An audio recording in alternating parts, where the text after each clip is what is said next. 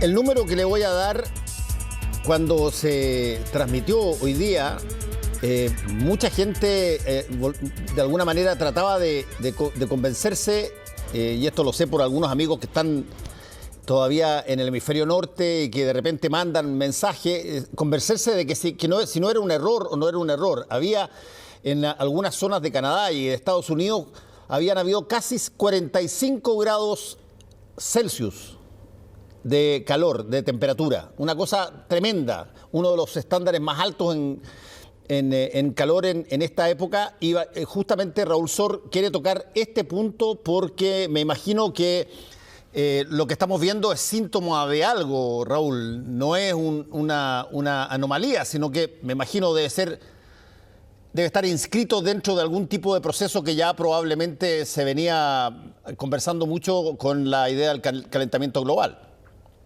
Así es, Fernando. Y fíjate que es interesante porque hoy día, digamos, a nivel internacional hay una atención muy grande a la tragedia que ocurrió en Miami con el desplome de este edificio.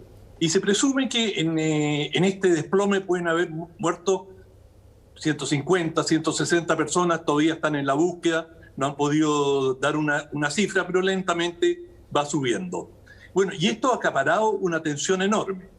Sin embargo, yo te garantizo que lo que ha ocurrido con esta ola de calor ya ha dejado decenas de muertos y va a llegar a cientos, si no a miles. Porque cada vez que hay una ola de calor, y las hay recurrentemente en el mundo, la cantidad de muertos es impresionante. Fíjate, yo estuve en el 2003 en Francia, y ese año hubo una tremenda ola de calor, digamos, superó los 40 grados en la mayoría del territorio francés, también afectó a Rusia y a Gran Bretaña. Solamente en Francia murieron 20.000 personas. ¿Por qué no hubo esa tensión y no hubo drama, pese a que fue una cantidad descomunal de muertes? A tal punto que no habían ataúdes, es decir, las sociedades no están preparadas para, de pronto, tener esa cantidad de víctimas fatales. Bueno, lo que ocurre es que, en primer lugar, las olas de calor afectan principalmente a la tercera edad. La gente, cuando envejece, tiene menos humedad y sus termostatos no funcionan de la misma manera, de manera que cuando padecen de calor y se están deshidratando, no lo notan. Y cuando se hidratan, muchas veces ya es muy tarde. Por eso ahora se ve que en Estados Unidos y en Canadá hubo una gran campaña para repartir agua embotellada, sobre todo a las personas mayores, a los hogares de ancianos, y prestar absoluta atención a que la gente se hidrate oportunamente.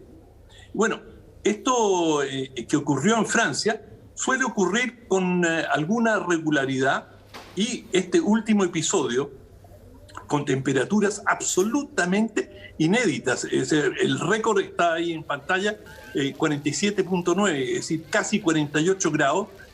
Son temperaturas para las cuales la gente no está preparada, y sobre todo aquellos que están en situación de calle, que no tienen casas con algún confort, es decir, con algún lugar donde protegerse del calor, están tremendamente expuestos.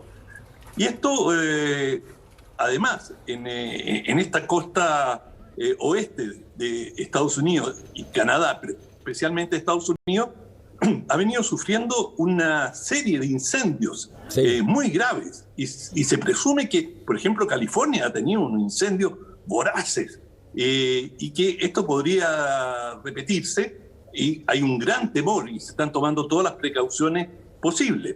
Y a esto hay que sumarle como antecedente que cada año, prácticamente sin excepción, con uno o dos, en los últimos 15 años, cada año las temperaturas llegan a un máximo superior al anterior.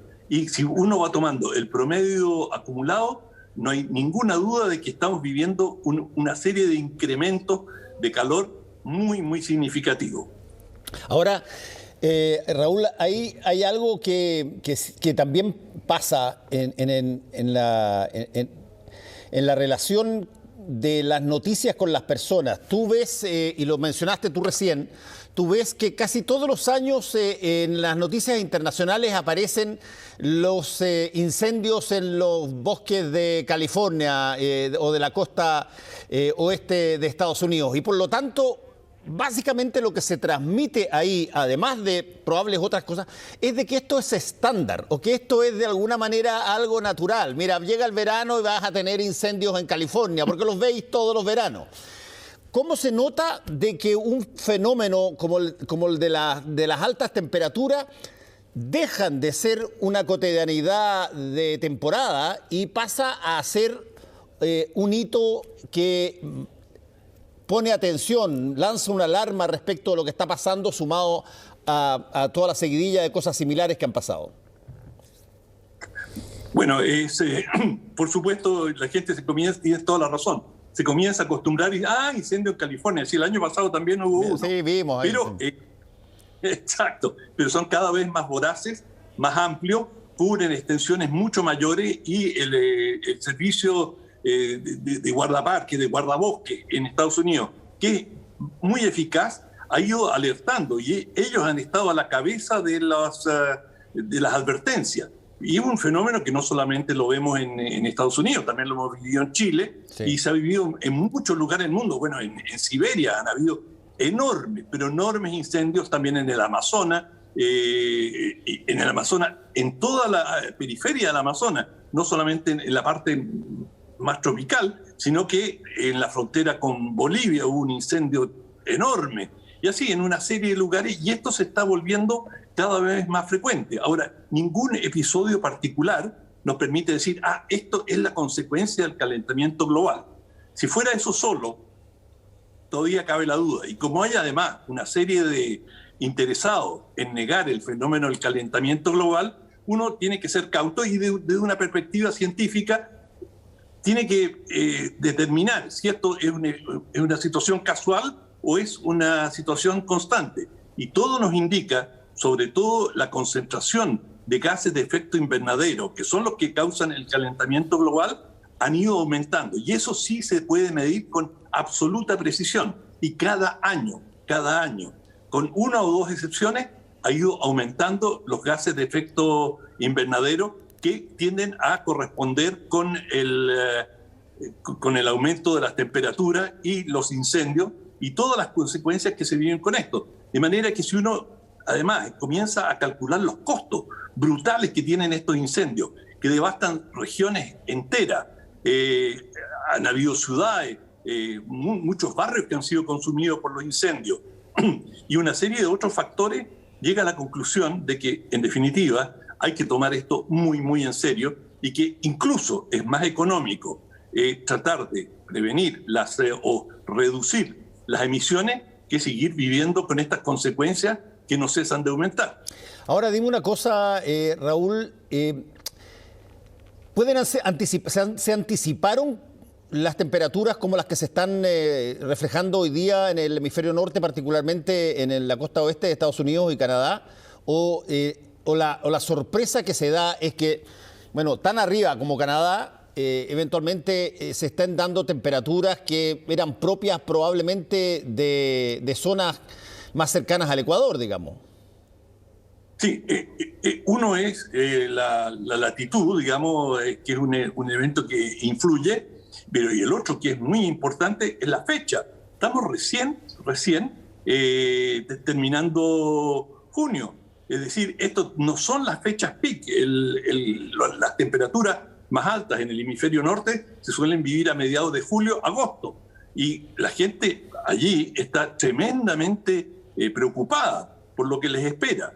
Y esto probablemente va a agudizar el debate sobre qué es lo que está ocurriendo. Porque en Estados Unidos, por ejemplo, que ha sido un país central en el debate sobre el calentamiento global y que tuvo un presidente que era un negacionista, que dijo, no, que calentamiento global, si siempre ha hecho frío, ha hecho calor, aquí no hay nada, esto es, digamos, mera especulación. Él era un presidente, me refiero por supuesto a Trump, era muy partidario del carbón, que es el principal, o uno de los principales productores de CO2, Y bueno, ellos decían, esto es algo pasajero, están exagerando, pero mientras la costa oeste sufre estos embates de calor, la costa este tiene los ciclones, tiene los huracanes, y estos huracanes son cada vez más violentos, y se ha estudiado, es decir, a medida que se va calentando el agua de los océanos, va aumentando la virulencia de los huracanes, y la frecuencia y la violencia de los huracanes, que han crecido entre un 30 y un 50% en virulencia, y esto es una constante. Entonces, en Estados Unidos es uno de los países que está viviendo la bofetada en pleno rostro, pero también Rusia. Rusia tiene una situación muy compleja en Siberia, donde hay bosques enormes y donde se han ido declarando incendios que, como pasó muchas veces en los incendios en la Patagonia, pueden arder durante años y, digamos, estos fuegos van bajo tierra, de manera que son muy, muy difíciles de extinguir. Ahora, hay una situación ahí que de alguna forma puede servirnos a nosotros, digamos, porque tal cual como pasa con la pandemia, donde parte primero en el hemisferio norte y uno puede de alguna manera anticipar lo que va a pasar en caso que uno no haga las cosas que tiene que hacer o prepararse, o más bien se prepara porque sabe más o menos cómo opera la pandemia porque ya la vio en el hemisferio norte. En el caso del cambio climático y las altas temperaturas debe pasar una cosa relativamente similar. Nosotros vamos a llegar a situaciones del verano donde probablemente también vamos a tener temperaturas bastante altas. De hecho, el año pasado tuvimos algunas de las temperaturas más altas que se habían registrado por año. Y por lo tanto es una suerte de anticipación eventual lo que se puede ver en el hemisferio norte o no de lo que puede darse en el hemisferio sur, Raúl. Bueno, el calentamiento global está operando en ambos hemisferios, y donde se ha visto con más virulencia es en Australia. Australia también ha tenido enormes incendios y niveles de elevación de temperaturas inéditos. Por lo tanto, y Australia es hemisferio sur, igual que nosotros. De manera que lo que se está dando en el hemisferio norte, perfectamente, no digo que este verano, pero lo estamos experimentando, y nuestros veranos son cada vez más cálidos. Es decir, este es un fenómeno que está afectando al conjunto del globo, y se está derritiendo el Ártico, se está derritiendo la Antártica, y eso es producto de los calores, están cambiando las corrientes marítimas. Es decir, el planeta está completamente afectado por esta situación, y de allí que la solución es inicialmente, mira, para un fenómeno de la naturaleza de este volumen, la solución es política, y son una de las instancias donde esto se debate y donde hay que tomar las medidas son las COP. Acá tuvimos la COP25, que desgraciadamente fue fallida, pero ahora en Glasgow va a tener lugar la COP26, y esos son los lugares donde los gobiernos, expresando la voluntad de la población, y por eso es tan importante que tomemos conciencia de lo que está ocurriendo, para que esto lo transmitamos a las autoridades, y ellas sean las que lleven al debate internacional esta preocupación. Bueno, Raúl, estaremos atentos a ver cómo sigue esta ola de calor en el hemisferio norte. Muchas gracias, cuídate. Igual, chao. Hasta mañana.